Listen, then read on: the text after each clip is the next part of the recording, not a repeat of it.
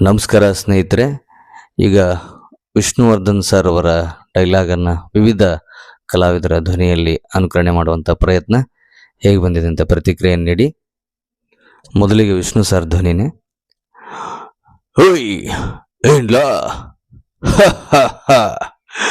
ಈ ಕೈ ಕರ್ನಾಟಕದ ಆಸ್ತಿ. ಮುಷ್ಟಿ ಮಾಡಿ ಹೊಡೆದ್ರೆ ಎದುರಾಳಿ ಎದ್ದು ಬಂದದ್ದು ಚರಿತ್ರೆಲೇ ಇಲ್ಲ. ಹೌಲ ಹೌಲ.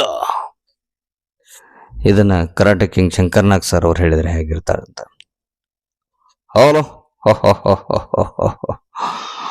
ಐ ಕೈ ಕರ್ನಾಟಕದ ಆಸ್ತಿ. ಮುಷ್ಟಿ ಮಾಡಿ ಹೊಡೆದ್ರ ಎದುರೊಳ ಎದ್ದು ಬಂದದ್ದು ಚರಿತ್ರೆ ಇಲ್ಲ.